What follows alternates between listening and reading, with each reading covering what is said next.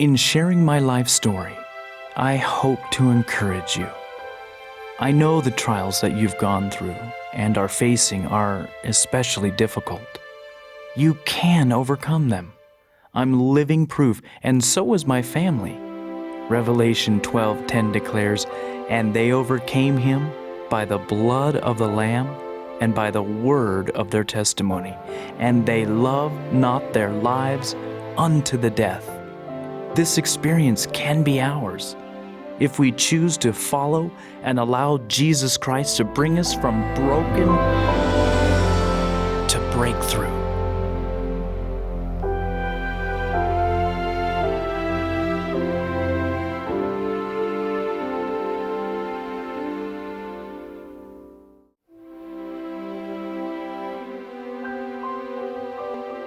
Both of my parents were raised in homes where the love that they both so desperately needed, especially from their fathers, it wasn't conveyed or expressed in healthy or tangible ways, which led to struggles early on in their lives. I had a pretty good relationship with my mother. My father was a very quiet man. He didn't express his love. He didn't. It's okay. Sorry. So he didn't express his love? He didn't. When my sister was young, they were young. When my mother had me, she was 38. And wow, so they were older. I didn't think Grandma was that old. Okay. Yeah, so they were older, and they had their careers and businesses, and didn't have as much time for me like they did my sister. Okay. So I grew up basically in a house in my younger years and into my teenage years, totally alone, with just mom and dad. The aloneness was just unbearable. It was just unbearable. And all I wanted to do was have a conversation with my father, and he was short and cut it dry. I so dearly wanted to know that I was loved. Okay.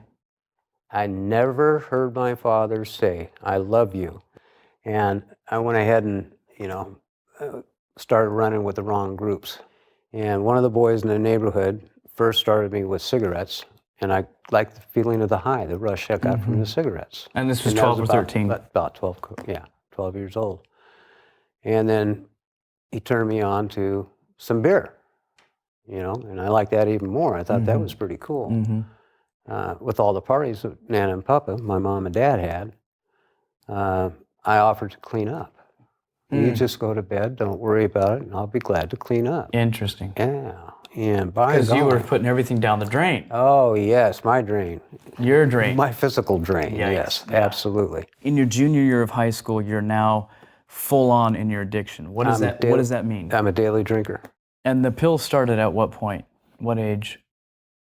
Well, right around 16, 17, I guess. Okay. Yeah, and within a very short time, your mother became pregnant. My mom and my sister took me to the doctor, Okay. and we found we had to do a pregnancy test, and then we went to lunch and went shopping, and then had to come back for the results. And my mother lost it. Your mom lost it. Yeah. She got very angry and yelling and screaming and You're in the doctor's office? in the waiting room. In the waiting room. Okay. And what happened after that?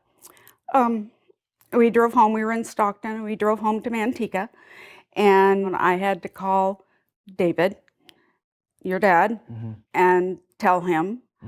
And then him and his parents came over, and we went through the whole "what are we going to do now" thing. Yeah. And then a week later, we got married. And I finished high school A week later. a week later. I wanted to be the man on the white stallion, Okay. I wanted to be able to have a relationship, be a husband. I think it was an awful big ego kind of thing going on with me. Look at me now. I'm a husband, Okay. soon to be a father. I wanted to be noticed. I really wanted to be noticed more than anything else. One of the prettiest girls in school, one of the smartest. I was just infatuated at that time with everything, you know. And I thought life was really going to be good. When we're young, we usually live largely in the moment, not taking into consideration how dramatically our choices today can impact our future. At 16 and 18, my parents were the same. They dove into the deep end of life by their choice to get intimately involved with each other. The problem was, since they were so young, they didn't even know themselves yet, and most definitely didn't know each other. My mother didn't even know that my father had already developed a serious drug and alcohol problem.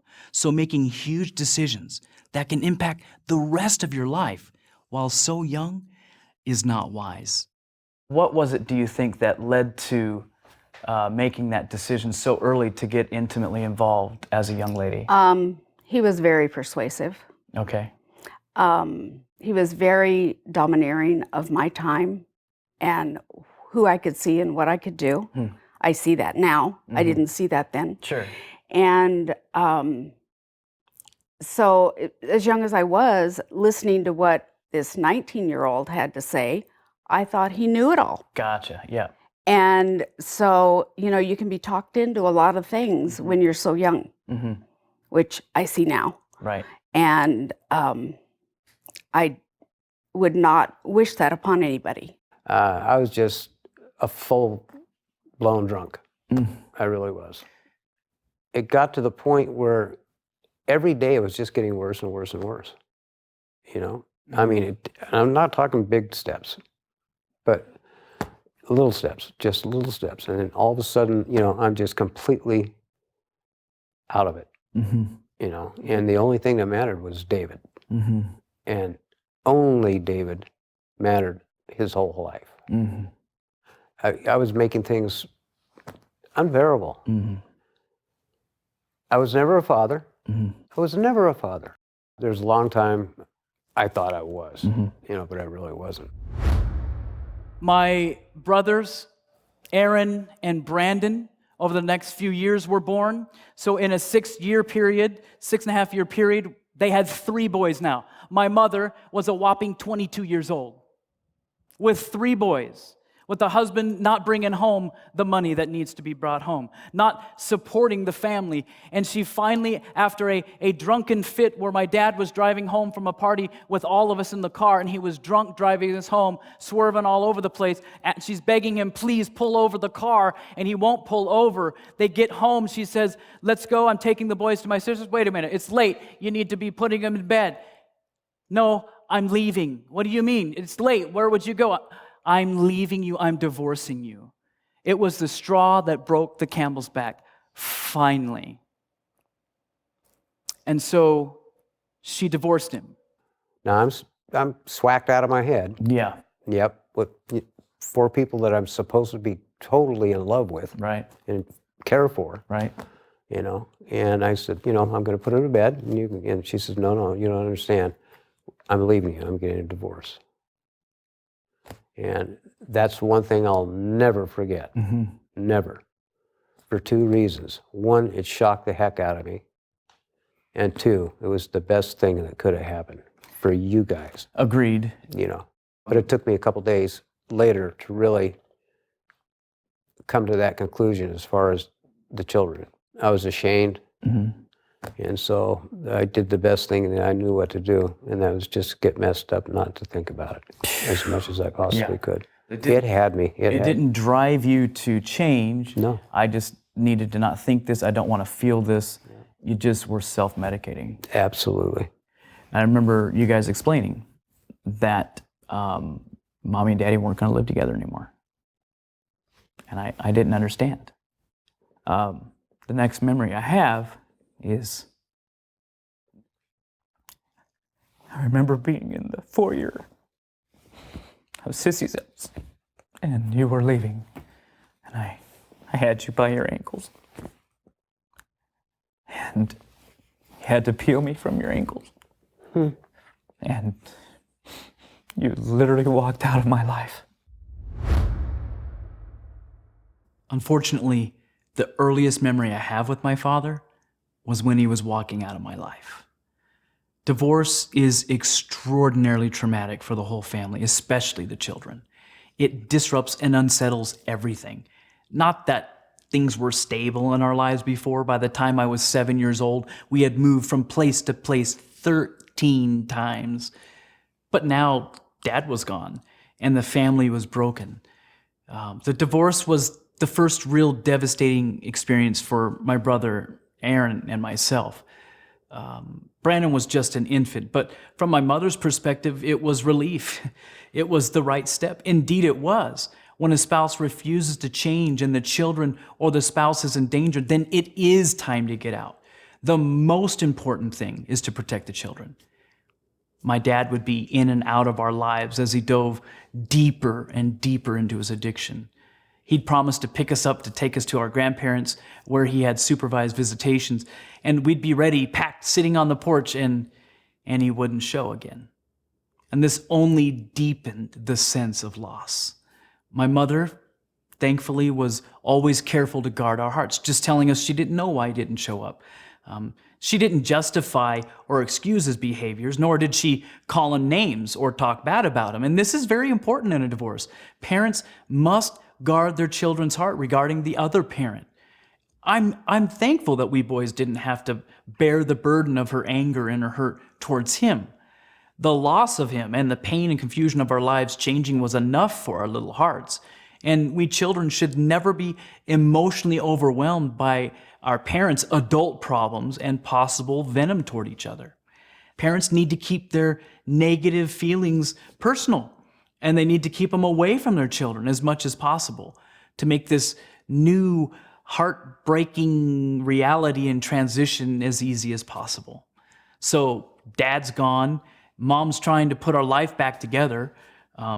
She had to put us in daycare while she worked to provide for us. And what she didn't know was that the babysitter's oldest son was molesting me and several other little boys each day when it was nap time. I remember being so scared. I didn't tell anyone. And this was the first real big secret that I remember keeping. I knew what was going on was wrong, but I didn't even tell my mother until I was an adult. I wish I would have told her or told somebody. Then those terrible things wouldn't have to kept on happening day in and day out. I live with the thought now as an adult that he might have continued to molest children for years. And if I just told my mom or somebody else, I know they would have done something and that perpetrator could have been stopped.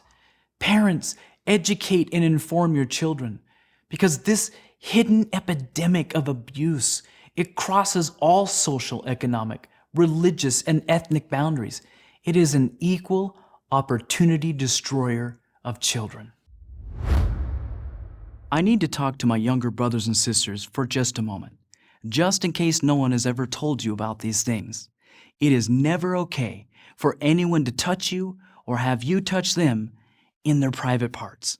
If somebody does, then it is the right thing to tell somebody that you trust right away. Don't keep it inside because it just starts to hurt your heart and you'll stop trusting people. Tell your parents if you can. Tell a teacher, the pastor, or tell somebody that you know who will help you and protect you. Unfortunately, sometimes these terrible things will happen with somebody that you already know. Now, you won't get in trouble though if you tell somebody, and it is not your fault. And it's not some special little secret thing that only you and that person can know about. No, never. God loves you and He wants to help you, but you need to ask for help so He can help you. In fact, if someone does do something to you, then no matter where it happens and who it's with, I want you to yell and scream and run for help, run to safety. Tell somebody right away what happened. And if the person that you tell doesn't believe you, then go tell somebody else that you trust. If you're an adult and you were traumatized, molested, or abused in your childhood, talk to somebody. It's really the key. Don't hold it in. Whether you realize it or not, it may be impacting your life right now. Reach out. It's time to start the healing process, and there are resources to help you. Parents, it is time to warn and educate our children about these terrible things. Don't be afraid that you'll taint their innocence. No, it's better to teach them now rather than for them to be in a position where their innocence might be stolen. We want our children to be equipped just in case they're ever found in a compromising situation like this.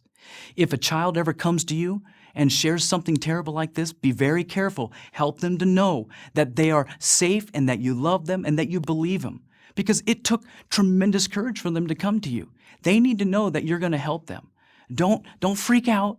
Quietly, perhaps, call the authorities and look into the matter with professionals, no matter who the accused may be, because far too often the matter is sometimes swept under the carpet because people don't want to embarrass the family or the church or an institution. No, a possible crime was committed, and the perpetrator must be held accountable because we don't want it to happen again. Trust me, I know I was never told about these things as a child. I kept my secrets inside for a lot of years. And I know it's uncomfortable to talk about these things, but it's necessary in this sin-filled world. We can help so many children if we're vigilant and we educate them. Little did I know that keeping secrets would become a way of life for me and my family. My mother remarried to my new stepdad, and he turned out to be our worst nightmare. It started pretty normal. He was heavy-handed, took over the discipline right away, but over the years, it grew into out-of-control abuse. So now we're living in another broken home. The physical abuse, it was criminal, but even worse were the mental games that he would play. We were just being broken down physically, mentally, and emotionally. And I'll give you an example, but I don't want to dwell too much on all the negative stuff. I was about 12 years old, and it was one of my chores to feed the dogs and clean their bowls. One day, my stepdad came home to inspect our chores, as was his custom, and he was convinced that I hadn't cleaned the bowls with hot, soapy water, and so my punishment was to stack 7 cords of firewood by myself. I don't know if you know how much wood that is, but that's a lot of wood. It was a little infraction, big out-of-balance consequence. I got home from school the next day, started stacking the firewood. I got overwhelmed as I looked at this mountain of wood, especially for a young kid that lay before me. So I was sick and tired of this. I decided to run away. And I ran all the way down to my neighbor's house, 2 doors down. Unbeknownst to me, my stepdad came home early to supervise my work. He came looking for me. But as he drove around on his motorcycle, I hid underneath my neighbor's little trailer there, little cargo trailer. And unfortunately, I knew I was getting myself in deeper, and I knew I was in serious trouble now. After my mom got home from work, she finally found me, brought me home. Didn't want to go home, but I had to go home. He went off and proclaimed that I was in big trouble and that he would need to think about my punishment. So for 3 days, he outwardly would go through all the possible consequences, just messing with my head and twisting my emotions. And then he came home early from work, as was his custom before Mom got home, and he put me in the car. And he told me, pick a road that led out of town, then pick an orchard, then pick a row, then a tree, and then a branch. Now understand, by this time, I had already been beaten, I had been whipped, I had been tied up, I had been hit so hard in the head that I had a grand mal seizure that same night. So I was terrified, not knowing what was he going to do. I was shaking, I was crying, the fear was overwhelming. I finally figured out that I was just going to choose and cut down the branch that he would whip me with. But as we walked back to the car, he messed with my head. He starts praising me for picking out the perfect one. You see, praise only came in our lives when it was a mockery. We got home, he sat me down on the back porch and had me whittle the switch down with a pocket knife, fashioning it into this little perfect instrument of torture that he would use on me.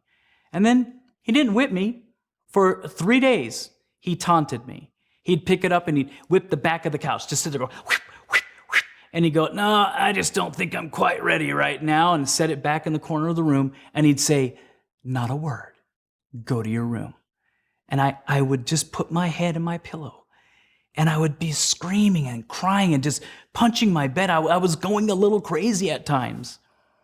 Finally, on the 3rd day, he came home early, had me take off all my clothing, humiliating me, and had me stand hugging the post of my brother's bunk bed. And he proceeded to whip me and whip me. And I had crisscrossed, raised welts from the top of my neck to my ankles. When he was done, he sent me to my room, and I crawled onto my bed. I was crying. My back was killing me. My whole backside was killing me. I remember I couldn't lay down, and I just was crying out, why? Why is this happening to me? And it never stopped. My mother came home from work. She saw my backside, and she went to him, and she tried to stick up for me, and unfortunately, she wound up having a very bad night too. We were trapped. We were tormented. I went to school the next day, acting like everything was okay. I remember leaning over to get a book out of a case, and my shirt pulled up a little bit. And the teacher's assistant saw my back and said, "What's that?" And I made up a lie right on the spot. "Oh, my brother and I, we were fighting, and we were whipping each other with switches, and well, we got in a lot of trouble." You see, keeping secrets was our way of life. Keeping secrets from our neighbors, from our extended family, even our own mother, was the norm for us. Little infraction, big out of balance consequence. And with each destructive criticism from him, with each demeaning, hateful comment, with each sadistic consequence, my spirit was being broken. And this began to develop a broken picture in my mind of God. Because I had heard things like, if you stole a piece of gum, that you'll burn in hell forever. Little infraction, huge out of balance, eternal consequence. No, I don't need an angry God that sounds just like my stepdad. Of course, this is not the right picture of our loving God, but I didn't know that at the time. I was hardened in my thinking toward God with each and every beating, with each and every consequence. And the abuse continued, and he began to get more and more physical with my mother. And she would have to hide her black and blue bruising that would last for months at a time with her clothing. I don't remember him ever hitting my body, punching my body, but he did love to hit us in the head with his fists or with a metal soup ladle. He'd grab us by our hair, and he would just shake us violently like these little Raggedy Ann dolls. If he didn't use his leather belt, he would use this little sadistic instrument he created. It was this solid, very dense, heavy fiberglass board. In fact, he engraved each of our 3 names on it and engraved the title of the Board of Education. It was so sick. And he even took the time to wrap the handle in leather and drilled a bunch of holes at the end of it. So, whenever he would hit our bare skin, it made this perfect little arrangement of raised welts. He thought it was just hysterical. I mean, I can't even imagine the amount of time he put into making it. It reminds me of a scripture I found in the Bible, in Isaiah 1:3. It declares that there are some people that the whole head is sick. I agree. Working at his business in the evenings and on the weekends, it was worse. And we could never tell anyone, especially Mom. If we did, then the next time we were at the shop by ourselves with him, he would teach us a lesson in zipping our lips. It was hopeless. And I saw no way out. It got so bad that one day I begged my brother Aaron to break my arm so I didn't have to go to the shop and be alone with him. So I put my arm between 2 wooden chairs and had him get on top of the table and jump down with one leg to try to break my arm. I remember being mad at him because he couldn't break my arm. Just craziness. My mom, she was scared. She had grown numb, and frankly, she didn't know the depth of all the abuse. It was like I was bleeding to death emotionally, and this led to thoughts of suicide. I don't want to admit that, but I welcomed death, and I wanted death. On top of being free from all the pain and all the suffering, I thought maybe it would wake somebody up to what was going on in our family. But I would think about my mom and how much it would have broken her heart. And I knew it would send her over the edge, so I never did it. I mean, thank God. I wish, though, I would have told somebody. But we just kept it all inside, acting like everything was okay on the outside. And there are far too many people living this way today. We did a good job because nobody knew it. It was hopeless, and it was taking its toll on us. To this day, my brother Aaron, big, strong guy, can barely talk about it. All the hurt, all the negative emotions, all that pain is still just largely bottled up inside. Once Mom remarried and we were living with, what kind of memories do you have of that? A lot of fear, a lot of being ruled with an iron fist. Always on edge, you know, always had to worry about what was going to happen when you got home from work. What, you know, just every day was a very fearful time. Mm-hmm. I remember living through a lot of pain and hurt. I remember our stepdad on a daily basis having a lot of anger towards us and stuff like that. Yeah. You know what I mean? And I remember the abuse physically and mentally and on a daily basis. That's all I remember. I don't remember any fun times in that part of my life. We had some, but they're hard to pick out. You know? Yeah, I don't remember. I mean, I can remember going camping, but I can remember why we were camping. It was turmoil, and there was stuff. You know, I didn't feel comfortable in my childhood. I really didn't. You know what I mean? It was a lot of pain, and that pain filtered over into my adulthood. You know. Yeah. I was molded back in that time without even knowing it.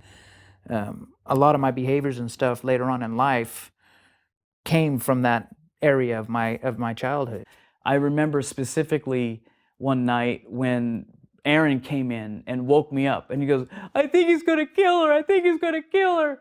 And I was like, "What?" And all I had was this little souvenir baseball bat thing. It was like that big, and I'm like, "Let's go, man!" And we were going down the hallway, and as we came around the corner from the kitchen into the family room, he had you by your hair, and he was shaking you so violently, and he threw you.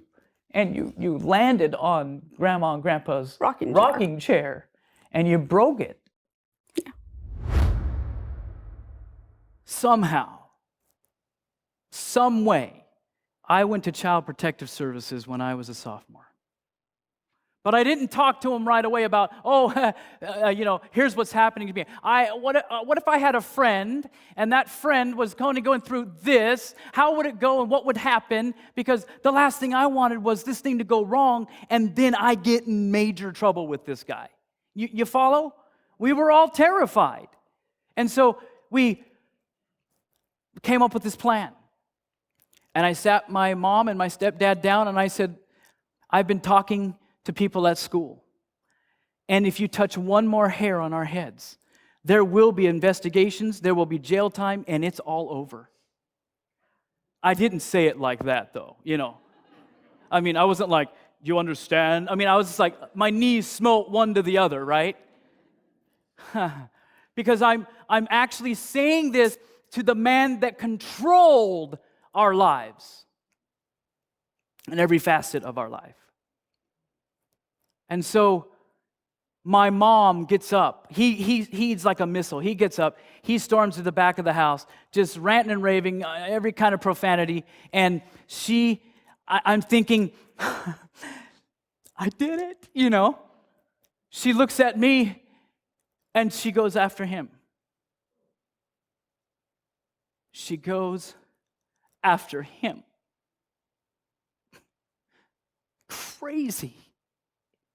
Craziness. What I didn't know was that my mother, shortly thereafter, would go to a class that her work was sponsoring. And one of the questions was, what's important in your life? Bottom line, the class was, what's important in your life? Okay. Number one was your kids Yeah. and your safety. And here I am again, and you're not safe. What's going through your head? I didn't think I had any way out.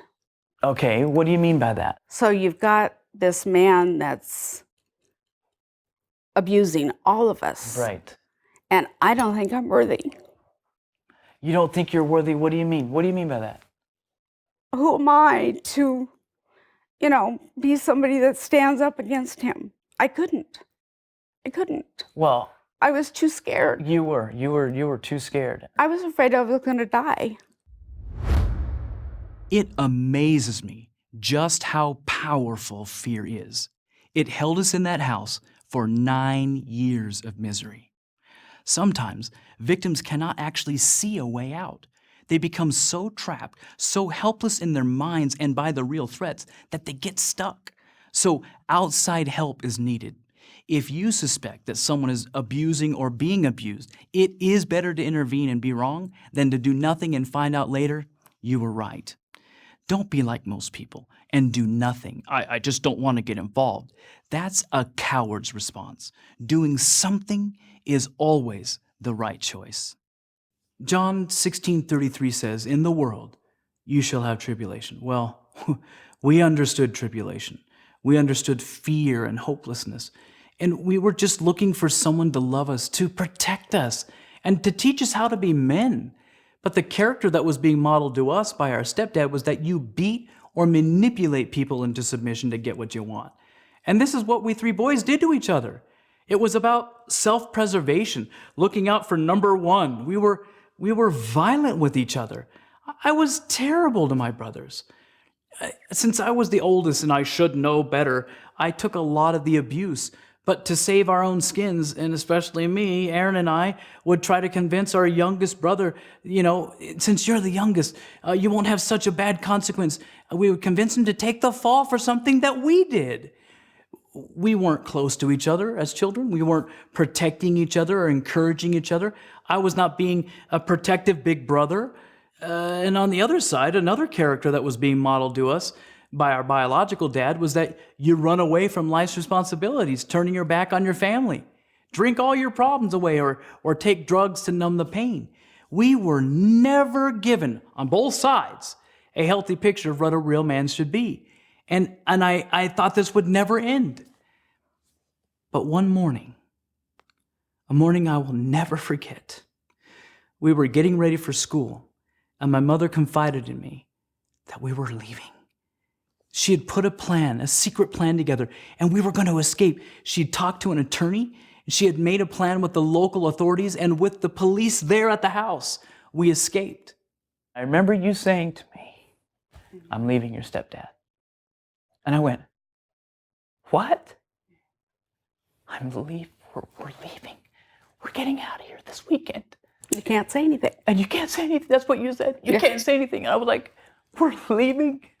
It was such a relief. Yeah. Jeez. It was.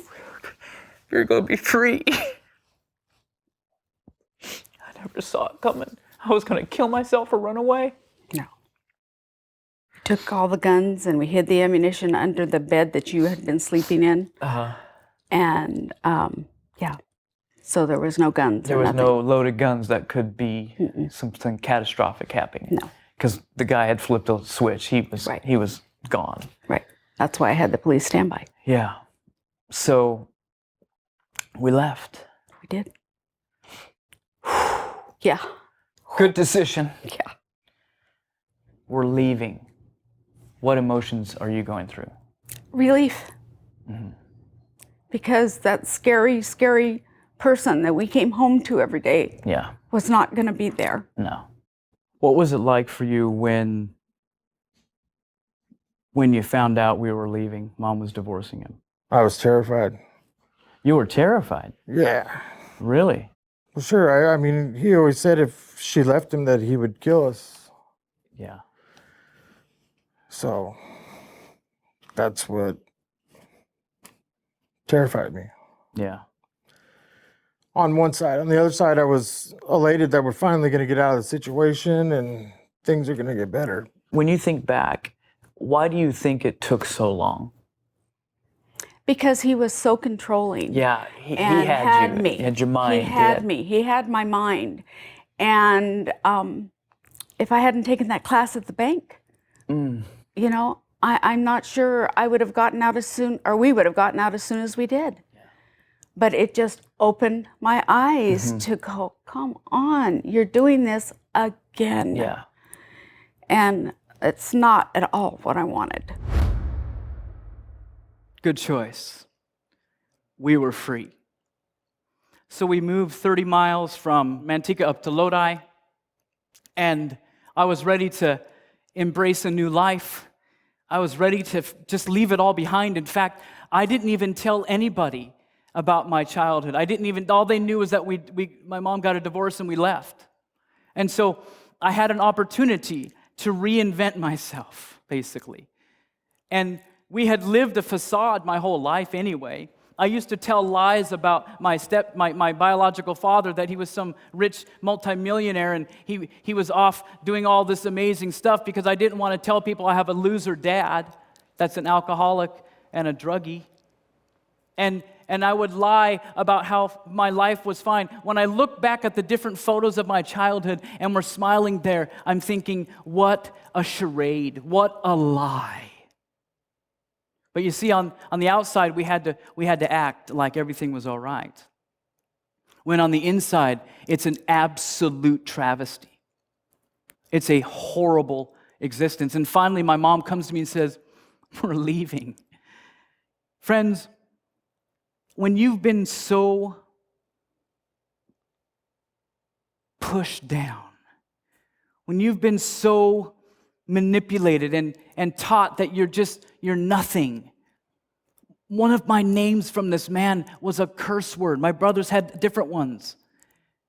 And when you're that oppressed and all of a sudden you're free, you don't even know how good freedom is until you are set free. The problem comes in when you don't know what to do with the freedom. When you're so beaten down emotionally, physically, mentally, and your life, your time, and your thinking is so controlled, it's actually weird to be free. It's not our normal. Victims can actually get so used to the abuse and control that they become more comfortable in it rather than seeking out a healthy alternative. Many times they will seek out other controlling people. They'll get involved in unhealthy, even dangerous relationships because that's what's familiar. This is why taking personal inventory is absolutely vital. We must take a long and usually hard look at ourselves and ask the question, am I making choices today that are driven by the unhealthy programming of my childhood? Or am I making decisions based on my fear of the unknown? If you're in trouble, you can do this. You can get out. You must and you can make a decision to save yourself and your children. The time to take action is now. We had developed different ways to deal with the pain of the past. We would escape, as many do, through TV, movies, video games, music, sports, and so on. The problem was that the relief was only temporary. When the distraction was over, we were right back where we had left off in our wrong thinking and actions. Nothing ever got fixed. We were just coping, and frankly, not even that well. However, I got to my new high school, and in the spirit of totally reinventing myself, I began looking for a new outlet. I dropped sports, and I decided on theater. The class was full, so I had to go ask the theater arts teacher if he'd let me into the class. And so we talked for a little bit, and he said, I like you, Chris, because I used to go by Chris. I wasn't real excited about my full name, Christian. He says, I'll let you in my class on one condition. You must audition for my upcoming musical. Okay, right then, I made a decision that would healthfully impact my life. Inside, though, I was hearing, yeah, right, you're a loser. You can't be in a show. Nobody wants to see you or hear you. Yet I put my hand out and I said, deal. And then he says, by the way, auditions start today.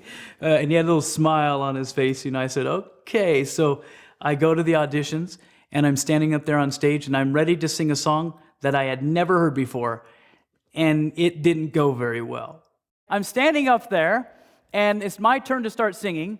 And I start to sing and they're like, that's not right. So the choir director, she starts, okay, Cassie, please sing with Christian. And so she's like, la, la, la, la, la, la. And I'm like, la, la, la, la, la. Like, no, in your own voice, son. I don't know. I just copy what I hear. What do you mean, my own voice? And then, okay, Mr. Tevis, the band director, get up there and you sing. And I'm like, he's like, no, in your own voice, son. And I'm like, I don't know what my own voice is. And Then I did my little reading for my audition, and they cast me in one of the lead roles in a musical. They said, well, if he can sing soprano and bass with him, we're probably okay. And so I wind up finding some escape. Man, I've been so beaten down, so downtrodden, that I actually found a new way to escape the broken record that was going through my brain. And I started escaping in different characters. The problem was it never fixed anything, because when you're not that character, you're back to your own program, right? So it was like, we interrupt this program for just a little bit of time while I was being those characters. And I dove deep into a friendship with this new theater arts teacher. In fact, he didn't know it, neither did I, but he would basically start to become like a surrogate father for me. He was the first man in my life that actually did me no harm, but he took an interest in me, and he challenged me. I don't know, there was an electricity about you that kind of permeated the entire group. And there were kids, I think, that were a bit intimidated by you. And it wasn't because you were intimidating, it was because you were talented. Interesting. And that was obvious. You became a surrogate father to me. You became a very special person in my life. And eventually I even started calling you Dad. You did. And you eventually started calling me son when you knew it wasn't just this little kitschy phrase. The dad thing was a wonderful term of endearment. And of course, having no children of my own, it was great. And who could ask for a better son? Oh, thanks. But I did call you son. It was my reaching back, Christian. Yes. And I loved your mom. You know, it was, I think there was a simpatico kind of thing that was happening between us. And you were so hungry for knowledge that it was a pleasure. You know, we didn't always talk about theater, I know that, but we didn't talk about politics either. I know that either, you know. I do know we talked a lot about accomplishments. I know we talked about how well you're doing in your classes, are you keeping up your grades? And then as you started to succeed and made your mom proud, that's when the dad and son thing started. I was in Australia last year, and I had a 4-city tour that we were doing. And I was speaking and singing and doing some lecturing. Not on the itinerary was this impromptu, after I went to this one church, they said, oh, could you speak tomorrow morning at our morning manna that we have? And I said, sure, no problem. And as I sat there and I realized, I started talking to these people, and a lot of them were educators. And so I was giving them my testimony. And as I was giving them my testimony, I realized that it was an educator that really took me under his wing, that took special interest in me. And I can tell you that it changed my life. It is profoundly important, especially for young people, to have someone in their lives that they can trust and look up to. Even more so for those who have been victimized. By this time in my story, I had made a concrete decision to move forward with my life. Of course, I hadn't figured everything out, but in doing this, something very powerful happened. It opened my eyes to new possibilities. Of course, it was scary, but I wanted it. I didn't want my past to equal or mess up my future. You know, it breaks my heart when adults come up to me and say, what happened in my childhood has changed me forever. In other words, the past has made me the failure I am today. That's why I'll never succeed. Or the past has made me the angry person I am today, and you can't blame me for my bad behavior. Or I'll never have a close relationship because I can't trust anybody. No, only if we let it. It is very important, friends, that you hear what I'm about to say. It can actually change your life. We are not a composite or a product of all the experiences that we've had. Rather, we are a composite of what we make of and do with those experiences. That's quite profound. For example, some people say after being abused by a parent, I'll never abuse my child. I will be an amazing spouse. I will protect my family. This is a healthy victor's response, a new outlook, a new future. It's not what happened, but how we respond to it.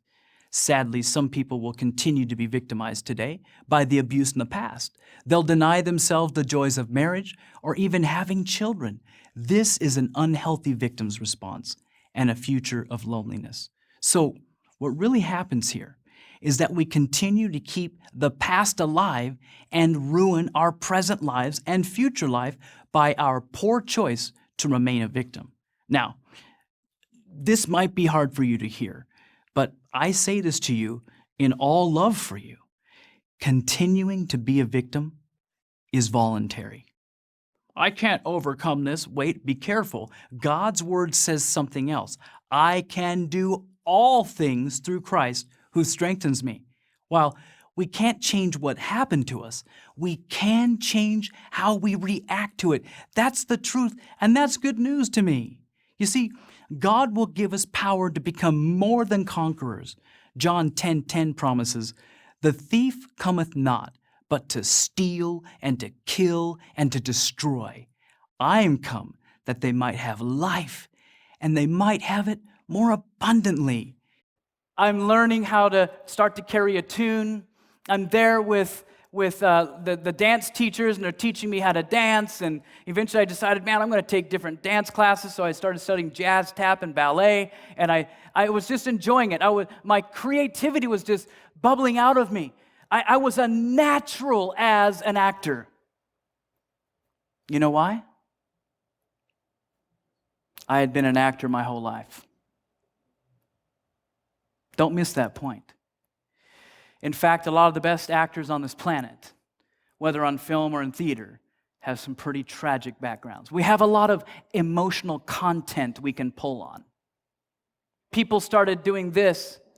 They started patting me on the back. We started getting standing ovations. We started getting written up in the newspapers, my picture taken on the news. I would go into civic theater and on into professional theater, and everything was going great. But the problem was that was feeding my ego in a way that wasn't healthy. And it didn't solve anything. So I swung from having really zero self-image, if you will, to having one that's not equally healthy either, to where my ego arrived in this room far before I did. Hello, you are so privileged that I am here. I was good at what I was doing, and I was going to let everybody know it. Maybe not with my words, but by my presence and my actions. That's not healthy. That didn't fix anything. It just pushed the pause button on this broken, emotionally bound up guy. My mother was working on letting the past go too. She met a new man. Obviously, I was concerned. She hadn't chosen wisely twice before, but he was different. He was actually the junior racquetball coach for my two brothers, and my mom became the team mom. They eventually became an item. They had no idea of the problems that they would face together as a couple. My brothers were broken. They chose to follow in our father's footsteps. They didn't know what to do after we escaped. They didn't know what to do with their freedom. It's just a whole new experience for us. Went from the iron fist to all the freedom in the world. Yeah. And I had mom working until 5 or 6 o'clock at night, trying to pay all the bills and do her part. And here I'm at home alone. I go to a campus where I can just walk away. I don't have to be there. Yeah. I mean, I should have been there. Yeah. Yeah. I don't have to be there. And from there, I got mixed up with the wrong group of guys, a group of friends that introduced me to drugs. And at what age is this now? 14. 14 years old. And how did it start, and where did it go? Well, it started just casually doing some cocaine on the weekends with these guys partying. They were older than I was. They were juniors and seniors. I was a freshman.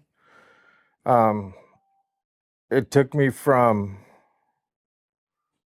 casually doing it on the weekends, like I said, to doing it a couple times a week during the week. I was skipping school. I from my freshman year to my sophomore year, I went to class probably half of the time. Serious. Yeah. I knew you were cutting class. I didn't know it was that much. Yeah, it's pretty bad. And from there, I got introduced to methamphetamines. And you started the meth at what point? When I was 16. So you would have been sophomore, junior? Well, supposed to be a junior, but I wasn't going to school at all at that time. Okay. At all. I pretty much went through the motions, leaving the house like I was going to school, but actually all I do was meet up at school with a couple of the friends, and we'd go off and party at one of the people's houses. Was that their parents were at work, and that's what it was every day, day in and day out. What are you thinking? Are you not? Why are you doing drugs? What's going on? I never asked myself that, because when I was doing them, I ignored anything and everything that meant something to me. And Why was that? What do you think? I don't know. Today I know it's because I think dope is one of the devil's tools. You think dope is one of the devil's tools? Yeah, I would definitely agree. Yeah, but at the time, it put me in a place where I would ignore and forget anything that has happened in my past, and make me not care. I didn't care at all when I was on it. I smoked my first joint in my 6th grade year. Serious? Yes. So you would have been how old? 12. 12? And even at that time in my life, I started getting in trouble in school and stuff like that. I had difficulty with authority, you know. Well, we all did. Right, Yeah, you because know. that's all we had was authority Right. over us, and yeah. Right. And I can remember from my 6th grade on, nobody was going to tell me what to do. Yeah. In my 7th grade year, I was smoking pot on a regular basis. When I became a freshman, that's when I started hanging out with juniors and seniors. I would take off with them Not and go to school. not go to school. Yeah. And started snorting coke. All the ladies in the truancy office knew me by my first name, you know, and everybody knew who I was because they were always looking for me, you know. And so I got kicked out of Tokay and I got sent to Liberty High School. So instead of going to school for 7 or 8 hours a day, I was going to Liberty, starting school at 10:30 in the afternoon and getting out at 2:30, you know. So I was only in school for a couple hours. You had a lot of free time. And Liberty High School is a continuation school. It's where all the kids that Are having issues. correct. You know, it's a mishmash of problems. You know, it's a melting pot. You know, and that's where I started doing meth when I was in Liberty High School.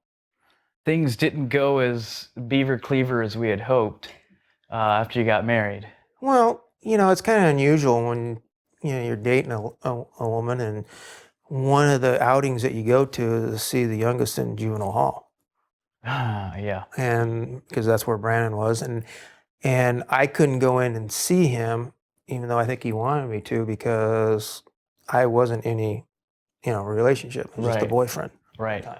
Yeah. You know, so, you know, it wasn't. There was already some, you know, signs Yeah. ahead of time. Yeah. My mother remarries. And indeed, she finds a good man. Praise God. We say the third time was a charm. He is a good man, raised in a Christian home, a Christian young man. He was 32 years old, I think, when my mother married him. He became an instant father of 3 teenage boys. That is quite a man. I was sure he was crazy, but he fell in love with my mother. Little did he know that my two brothers, would test them and their marriage to depths that they had never anticipated. We saw it with Brandon early on, We did. because not too long after we got married, I had to put Brandon in rehab. So a different cycle started. A different cycle started. And I was safe. They could have been safe. They didn't choose to be. Yeah, no, they didn't have the tools. None of us No. did. All of us are No. trying to figure out life now because Yeah. life was And I'm so going, different. what? What do you mean? Why, Yeah. why are you doing this? Yeah. We have a home. We're safe. We have a good man that's taken us under his wing. Yeah. And, you know, I have a good job. He has a good job. You can have pretty much what you want and a roof over your head and food on the table. But the demons of the past Yeah. were screaming in their heads, in mine as well. So it went from high school, doing drugs and stealing a little bit here and there, you know, breaking into places or whatever to get something that I can either sell or trade for drugs. Yeah. And then into my adult life, it went into robbing people, which means someone says this person owes me money for drugs, so we'd kick in their door, someone would hold them at gunpoint, we'd ransack their house, take their stuff. And totally high on drugs the whole time, methamphetamine. Yeah, well, you don't do that in the right mind. Right. I mean, come on, that's craziness. The drugs had a hold of me. I got to the point to where You're how old now at this point?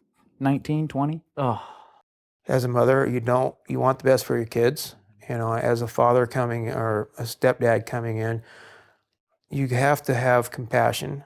And you married and saw something in that woman, and you got to look at that person, and their kids are an extension of them. You know, you may not like what they do and what they do in their lives, but they're an extension of the person that you love. And in time, that person in them will come around that you saw in the one you love. why do you have tears in your eyes? I've never heard him say that before. You know, I love you. I love you. Because, you know, all three of the boys are part of you. And I can't love you without loving them. It's awesome.